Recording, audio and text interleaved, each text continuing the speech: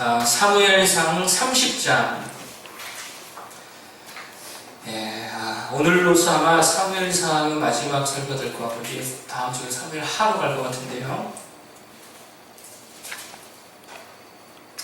사무엘상 30장 1절에서 31절 까지 함께 봉독하도록 하겠습니다.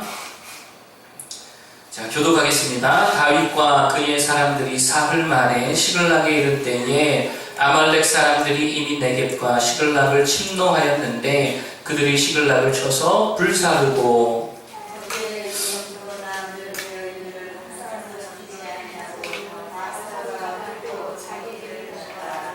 다윗과 그의 사람들이 성읍에 이르러 본즉 성읍이 불탔고 자기들의 아내와 자녀들이 사로잡혔는지라.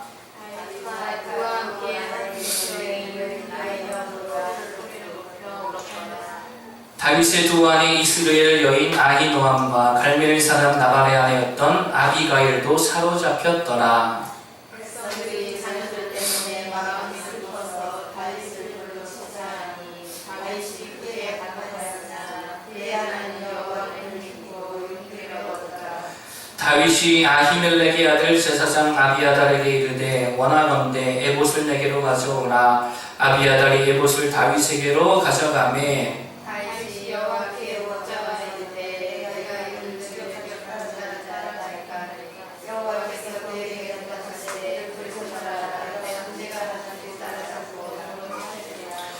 이에 다윗과 또 그와 함께한 600명이 가서 부솔 시내에 이르러 뒤떨어진 자를 거기 머물게 했으되 그리하여 부르심을 건너지 못하는 200명을 머물게 했고 다윗은 400명의 그들을 쫓아나니라. 무리가 들에서 애국 사람 하나를 만나 그를 다윗에게로 데려다가 떡을 주어 먹게 하며 물을 마시게 하고 그에게 무화과 부시에서 전적이 은행하다가 무화과를 줬더니 그가 하면 사람은 떡도 먹지도 말고 물과 마시고 되었습니다.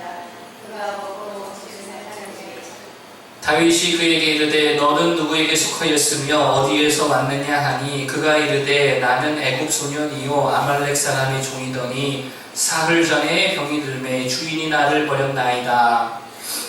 우리가 사람이 남방과 여자의 사람 지방과 다른 남방을 사람하고 그들을 사람이나이다. 다윗이 그에게 이르되 내가 나를 그 군대로 인도하겠느냐 하니 그가 이르되 당신이 나를 죽이지도 아니하고 내 주인의 수중에 넘기지도 아니하겠다고 하나님의 이름으로 내게 맹세하소서. 그리하면 내가 당신을 그 군대로 인도하리이다 하니라. 그가 다윗을 인하여 데려가니 그들에게 온 땅에 평안하여 그들 사람들의 땅과 아랫땅에서 대략하였으므로 먹고 마시며 춤추는지라.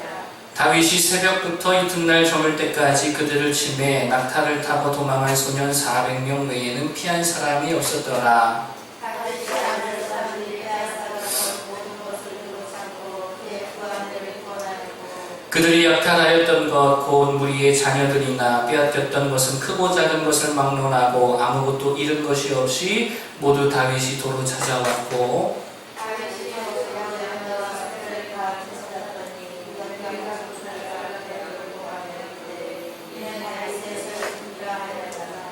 다윗이 전에 피곤하여 능히 자기를 따르지 못함으로 부솔 시내에 머물게 한 200명에게 오매 그들이 다윗과 그와 함께한 백성을 영접하러 나오는지라. 다윗이 그 백성에게 이르러 문안하매 다윗과 그가 자들 가운데 아까와 하나님을 우리 다 알되 그들이 우리와 함께 같이 하였을지 우리가 도로 찾은 구원은 무엇인지 그들에게 주지 말고 각자의 설명하려고 떠나게 하라는지라. 다윗이 이르되 나의 형제들아 여호와께서 우리를 보호하시고 우리를 치러 온 그 군대를 우리 손에 넘기셨은즉 그가 우리에게 주신 것을 너희가 이같이 못하리라. 이 일에 너희가 이르느냐 전장에 내려오던 자들을 사람을 때 머물렀던 자의 군기시 이라든지 같이 분배할 것인가. 그날부터 다윗이 이것으로 이스라엘의 율례와 규례를 삼았더니 오늘까지 이르니라. 다윗이 시글락에 여러 설문을 내게 주가자 손들에게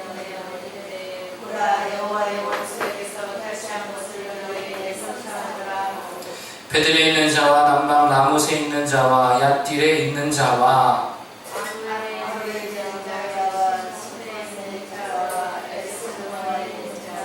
라갈에 있는 자와 여라무엘 사람의 성읍들에 있는 자와 겐 사람의 성읍들에 있는 자와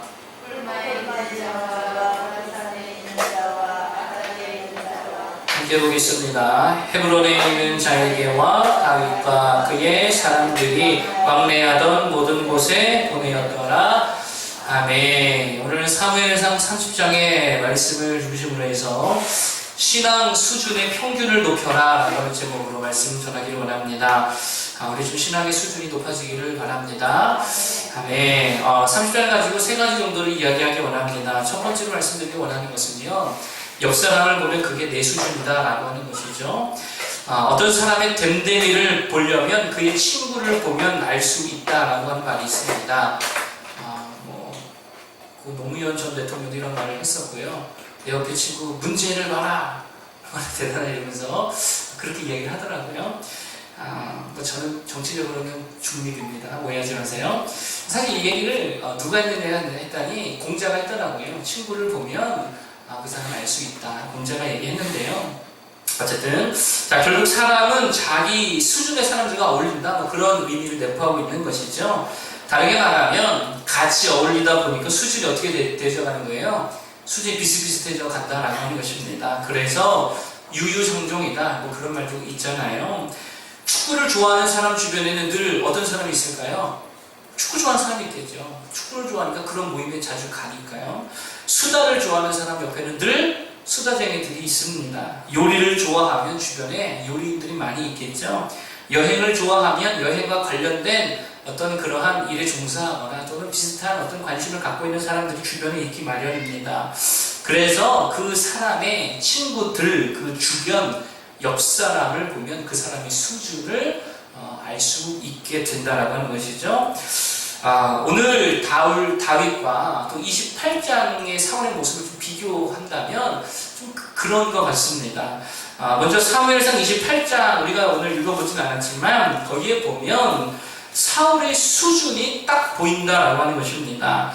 사울 옆에 누가 있는지를 보면 그 수준을 알 수 있다라고 하는 것이죠. 누가 사울의 옆에 있을까? 28장에 보면 신접한 여인이 있죠. 딱 수준이 보이죠.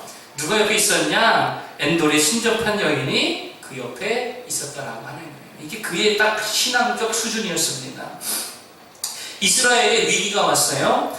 블레셋이 다시 쳐들어왔다라고 하는 것입니다. 그런데 사무엘 선지자 죽어서 없고 또 제사장도 다 죽여버려서 다윗에게로 도망간 그 아들로 하나만 있으니까 사울에겐 제사장도 없었습니다. 그러니까 제사장도 없고 당연히 선지자도 없었겠지요. 하나님의 뜻을 묻고는 싶은데 하나님 블레셋이 쳐들어가는데 어떻게 해야 됩니까? 어떻게 해야 됩니까? 묻고 싶은데 물을 곳이 하나도 없었다라고 하는 거예요. 그러자 뭐가 생각났어요? 무당이 생각난 거예요. 신접한 여자가 생각나는 거예요.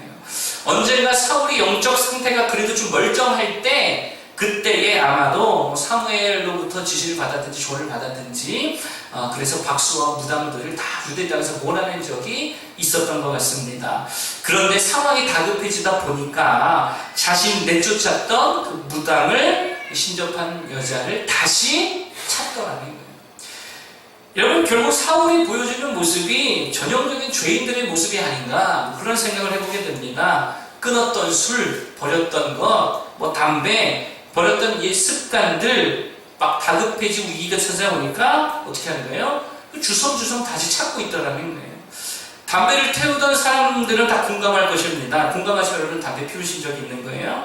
야 이제는 담배를 끊어야지 하고요. 담배를 막 갖다 버리고요. 라이터도 갖다 버리고요. 다 쓰레기통에 버려요. 그런데 그 다음날 되면 어떻게 돼요? 쓰레기통을 뒤집니다.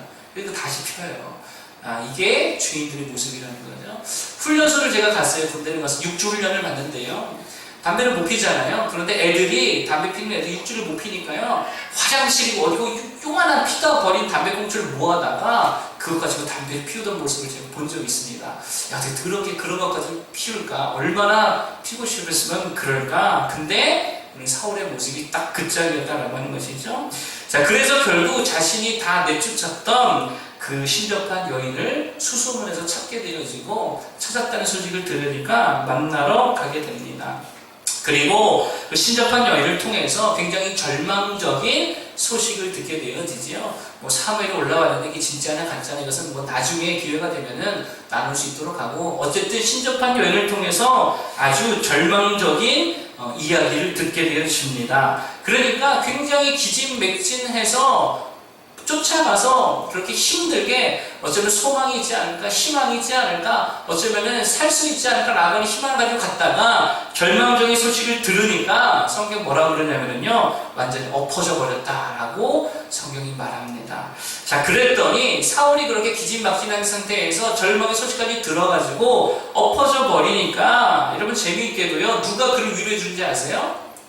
신접한 그 여인이 사울을 위로해 주더라는 거예요. 떡을 먹이고요, 마실 거를 먹이고요, 힘 좀 내세요, 왕이시여 이러면서 그에게 힘을 북돋아주고 보내더라는 말입니다. 여러분, 오죽 주변에 조언해 줄 사람이 없으면 귀신을 찾아가느냐라고 합니다. 또 오죽 주변에 위로할 만한 사람이 얼마나 없었으면 저 허접한 무당이 인생 그 마지막 위로자가 되어주고 있느냐라고 하는 거예요. 이 사울의 수준이었다라고 하는 것이죠. 여러분, 그런데 가만히 보면 그리스도인들도 그런 사람들이 꽤 있다라고 하는 것입니다. 문제가 생기고 어려움이 생기면 믿음의 사람들을 만나고 교회를 찾아오는 것이 아니고요, 이상하게 세상 친구 만나서 술로 위로함 받고 있다는 거예요. 이상하게 교회에서 어려운 문제 생긴다면요, 세상 사람한테 가서 그거 하소연하면서요 위로하고 있다라고 하는 거예요. 여러분 생각해 보세요. 거기 가면 좋은 말 들을 수 있어요? 하나님께서 힘 주실 거야, 하나님께서 은혜 주실 거야, 다시 일어설 수 있어, 괜찮아, 하나님 함께 하실 거야, 그런 소리 절대 들을 수 없잖아요. 무당이 무슨 그런 소리 하겠어요? 세상 사람이 무슨 그런 말을 하겠어요? 절망적인 소리밖에 못하지. 반면 다윗은 어땠나?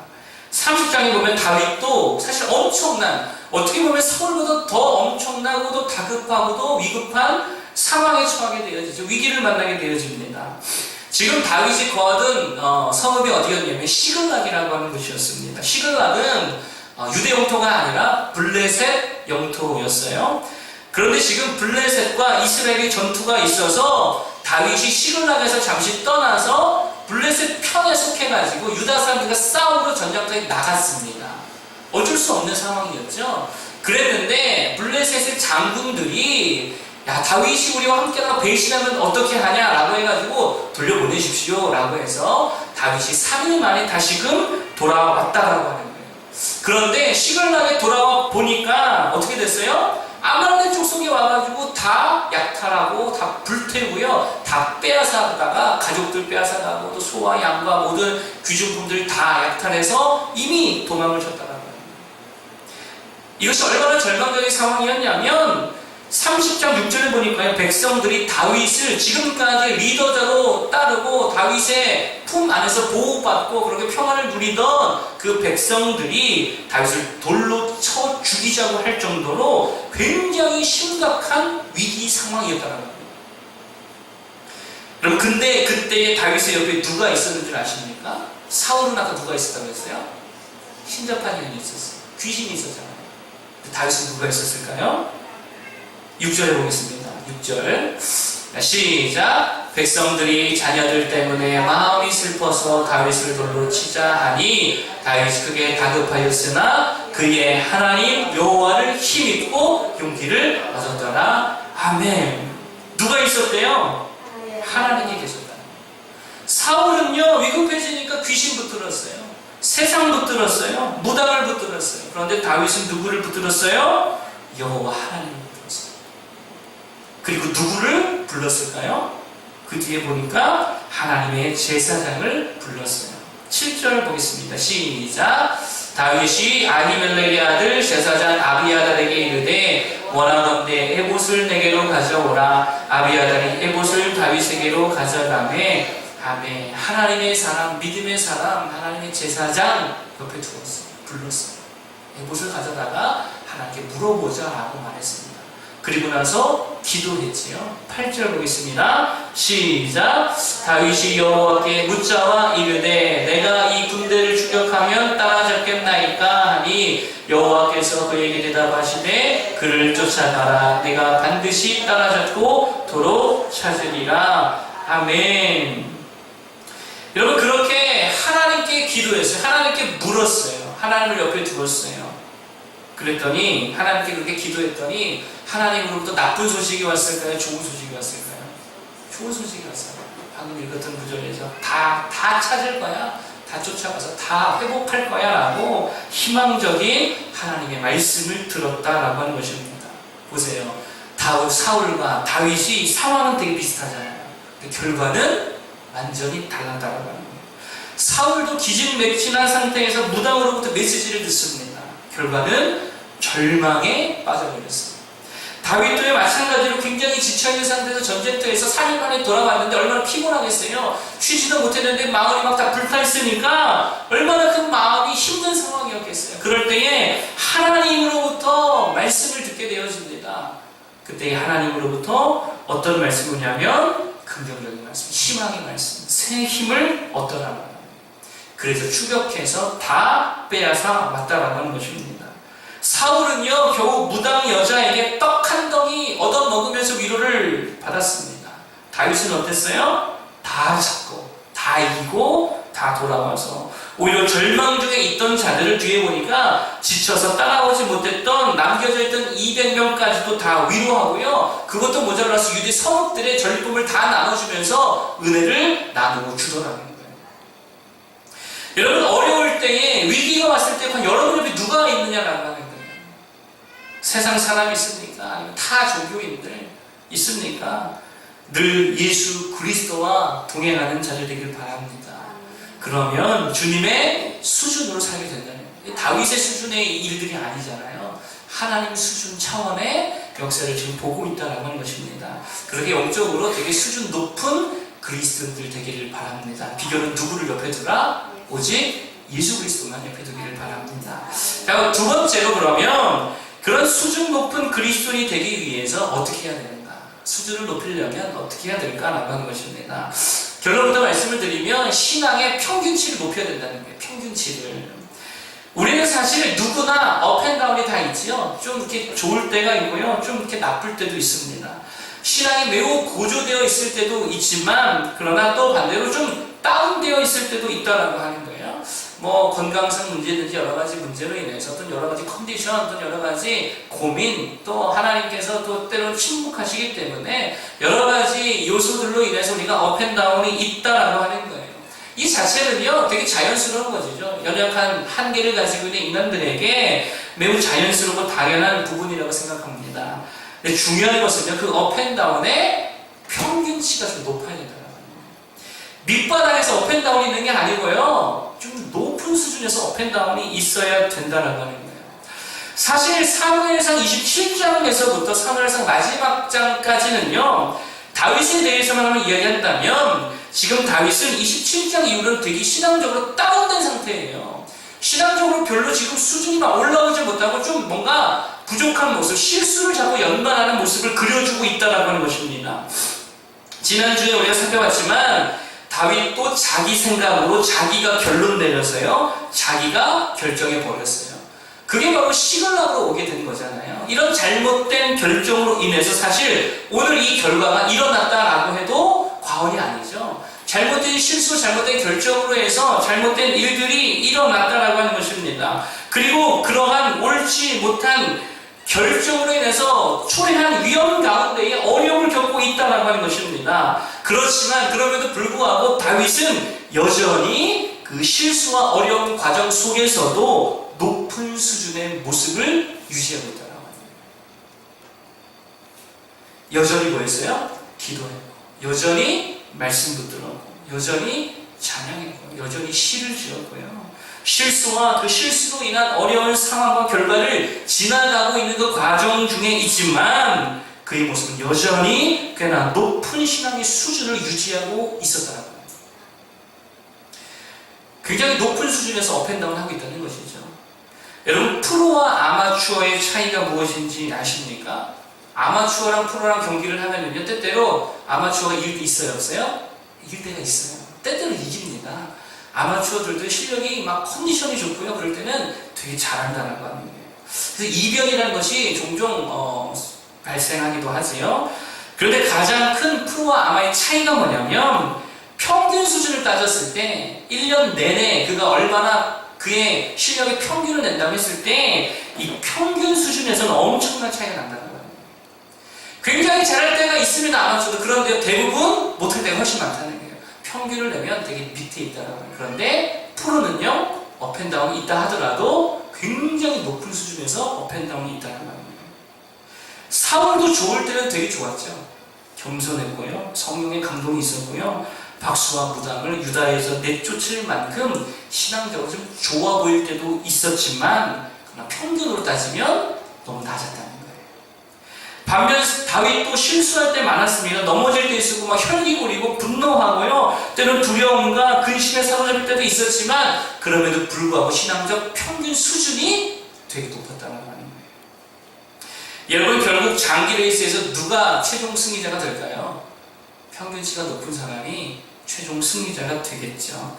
평균치가 높은 사람이 우승하게 되어 있습니다. 축구든 야구든 리그라는 게 있잖아요. 한 시즌 내내 하는 리그가 있습니다. 여러분 아마추어 경기 다 토너먼트잖아요. 그러니까 누가 이길지 잘 모르는데요. 리그는요 거의 뻔한 사람이 우승합니다. 평균적으로 잘하는 사람, 그 사람이 이길 수밖에 없다라고 하는 것이죠. 자, 그렇다면 우리의 이 평균치, 신앙의 수준의 평균치를 높이는 방법이 뭐냐? 그건 바로 기본기가 탄탄해야 된다는 거예요.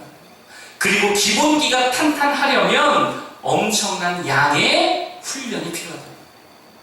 양이 되게 중요하다라는 것을 제가 다시 한번 거듭 말씀드립니다. 엄청난 양의 기도가 있을 때에 우리의 영적 수준이 올라간다라고 하는 거예요. 다윗 보세요. 날마다 기도하잖아요. 늘 기도하니까요. 그 수준이 되게 높다라고 하는 건데 사울은요. 기도하다 안 하다 나중에 아예 안 해버리잖아요. 수준이 낮을 수밖에 없죠. 엄청난 양의 예배가 있을 때에 우리의 신앙 수준이 올라갈 줄로 믿습니다. 엄청난 양의 말씀 묵상이 아침마다 저녁마다 말씀을 묵상하고 그것을 가지고 적용하고 실천하고 하는 그런 삶이 우리 안에 날마다 이루어질 때에 그 영적 수준이 엄청나게 올라갈 줄로 믿습니다. 양에 있다라고 하는 거예요. 이 영적 장기 레이스, 일평생 우리가 이 영적 전쟁을 치러야 되는데 이 영적인 장기 레이스의 최종 우승자가 되게 하려면 엄청난 양의 훈련이 필요하고 그것을 통한 수준 높은 신앙의 사람이 되어야 될 줄로 믿습니다. 영적 기본기를 다지는 자를 되길 바랍니다. 한번 잘할 때 바짝 했다가 그 다음부터 1년 내내 이게 아니고 성경 신자 예배 때 막 열심으로 막 이렇게 하는 분들 많잖아요. 그런데 1년 내내 잘 안 보이는 분들 있잖아요. 우리 교회 뭐 작아서 그런 게 그렇지만 우리가 1년 내내 높은 수준을 그렇게 유지할 수 있기 위해서라면 이 엄청난 양의 기도와 예배와 말씀 묵상이 필요한 줄로 믿습니다. 그러면 영적인 근력, 영적 지구력, 그 기본기가 탄탄해져서요 업앤다운이 있다 할지라도 높은 수준으로 반드시 승리하는 성도가 될 줄로 믿습니다. 마지막 세 번째로 수준 높은 신앙이 되기 위해서 반드시 필요한 것이 있습니다. 어쩌면 이게 제일 중요할 수도 있겠죠. 그게 뭐냐면 바로 하나님의 은혜랍니다. 하나님의 은혜가 가장 우리에게 필요합니다. 제가 아까도 말씀드렸지만 한 강연에서 들은 내용이에요. 유튜브나 포털 사이트에 이 컨텐츠를 제작해서 그것을 통해 수익을 창출하는 그쪽 계통에서는 꽤나 유명하고 성공한 기업 중에 하나의 오너가 강연을 했습니다. 그가 말하기를 근데 뭐라고 말하냐면 성공은 실력만으로 되지 않더라라고 하는 거예요. 엄청나게 좋은 컨텐츠, 엄청나게 힘을 기울이고 돈도 많이 투자하고요. 굉장히 전문적이고 아주 이거는 정말 우리가 봐도 너무 잘 만든 컨텐츠다라고 하는 것을 올렸더니 안 된다는 거예요. 사람들이 보질 않는다는 거예요. 그래서 어느 날 봤더니 대충 만들고요. 별로 신경도 쓰지 않은 게 뷰수가요 막 몇백만, 몇천만 올라가더라는 거예요. 야 이게 이유가 뭐야? 뭐라고 해서 결론을 내렸냐면 야 이거 운이다. 실력이 아니라는 거예요. 운의 자기가 훨씬 더 크다라고 하는 거예요. 그러면 젊은이들이 뭐라고 말하냐면 운으로 성공한 것과 실력으로 성공한 것의 차이를 알아야 진짜 성공할 수 있는 사람이 된다라는 그런 내용의 강연을 하고 있다는 거예요. 어느 정도 실력이 되는 사람들끼리의 경쟁에서 이기기 위해서는 반드시 운이 있어야 된다고 세상도 말하더라는 거예요.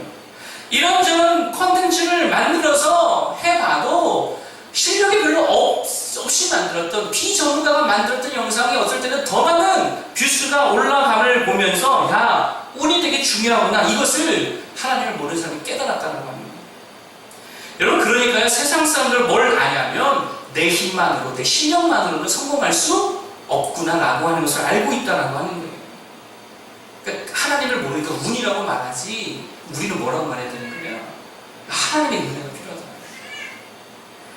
여러분, 우리가 아무리 신앙의 기본기가 좋고요, 평균치가 높아 수준 높은 신앙인으로 살아간다 해도 여전히 우리의 영적인 이 영역에서의 성공과 실패는요, 그 실력에 달려있지만 않다라고 하는 거예요. 물론 중요합니다만 거기에 전적으로 달려있는 게 아니라는 거예요. 여전히 우리에게 더욱더 절대적으로 필요한 것이 있는데 그게 바로 뭐냐면 하나님의 은혜인 줄로 믿습니다.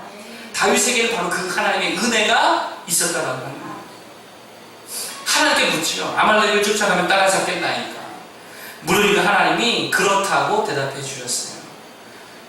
그런데 생각해보세요. 그 얘기를 들었는데 그거 어디로 가야 되느냐. 사방팔방 어디로 도망가는지 모르는데 어디로 가야 되느냐라고 하는 거예요. 근데 하필 그때 운 좋게도 애굽 한 소년을 만나게 되어지지요. 그리고 그 애굽 소년이 알고 봤더니 아말렉 사람의 종이었던 아이였는데 하필이면 3일 전에 시글락을 약탈하고 난 이후에 병이 들었고 하필이면 그때 주인이 이 종을 버립니다. 근데 하필이면 그게 누구를 지금 만난 거예요? 다윗을 만난 거예요. 세상 사람이 이걸 뭐라고 말합니까? 행운이다. 엄청난 행운이다. 어떻게 이런 일이 있을 수가 있느냐. 이 하나님의 그러나 운이 아니라 하나님의 은혜인 줄로 믿습니다. 하나님께서 주신 은혜라는 거예요. 우연한 것도 아니라는 거예요. 하나님의 은혜라는 것입니다. 하나님께서요 주권적으로 역사하셔서 그를 다윗에게 지금 보내주셨다라고 하는 거예요. 결국 이 아이의 안내가 결정적이게 되어서 아말렉을 쫓아가는 데 성공했고 자식과 아내와 모든 물품들을 다 되찾았다라고 합니다. 가만히 들여다보면 사울은요 지진이 또 운이 없습니다.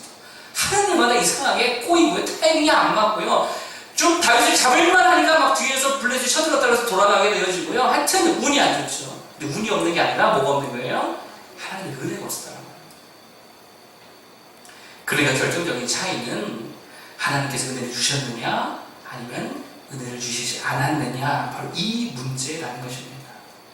사울도 다윗도 다 부족함이 있지요. 다 연약함이 있었지요. 안 좋은 환경에 속할 때도 있었지요.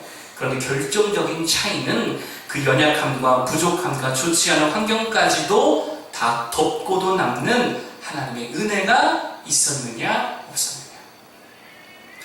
우리의 수준과 실력까지도 다 상쇄해버리는 압도적인 하나님의 은혜가 있느냐 없느냐의 차이가 우리 사울과 다윗의 이 완전히 다른 결말을 만들어냈다는 겁니다. 사실 믿음은 겨자씨 하나만큼만 있어도 된다는 것입니다. 주님의 말씀이잖아요. 우리에게 진짜 필요한 것이 뭡니까? 압도적인 하나님의 은혜가 필요한 줄로 믿습니다. 지난주에 다윗이 스스로 생각하고 스스로 결정 내려서 결정한 그 실수에 대한 대가를 오늘 치르고 있잖아요.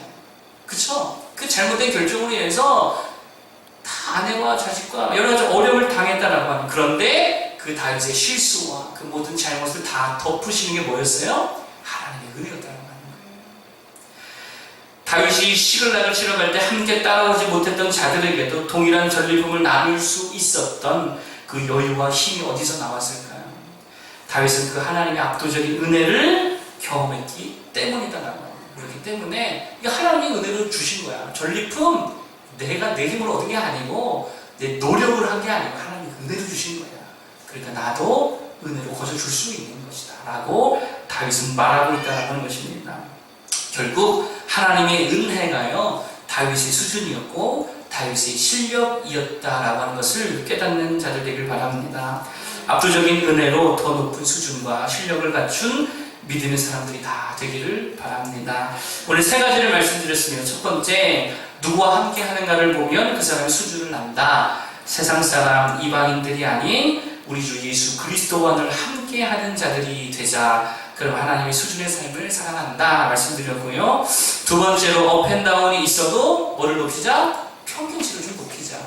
밑에서 업앤다운 하지 말고 좀 높은 수준에서 업앤다운 하자라고 하는 거죠. 그러면 장기 레이스에 반드시 승리하게 될 줄로 믿습니다. 평균치를 높이려면 기본기가 탄탄해야 된다고 그랬죠. 기본기가 탄탄하려면 뭐를 늘려야 된다고 했어요? 양을 늘려야 된다고 그랬죠. 기도하는 양을 늘리고 매일매일 기도, 찬양, 예배, 말씀 묵상 감당할 때에 우리 신앙적 수준이 팍팍 올라갈 줄로 믿습니다. 세 번째, 무엇보다 가장 중요한 거 뭐라고요? 하나님의 은혜라는 거예요. 실력도 중요한데 더 중요한 게 있다면 하나님의 은혜. 세상은 운이란 말하지만 운이 아니죠. 하나님의 은혜인 줄로 믿습니다. 우리의 실수, 잘못, 수치와 부끄러움까지도 환경과 조건까지도 다 덮어버리시는, 역전하게 하시는, 삼색해 하시는 하나님의 압도적인 은혜로 승리하는 모두가 되기를 바랍니다. 찬양하고 기도하겠습니다.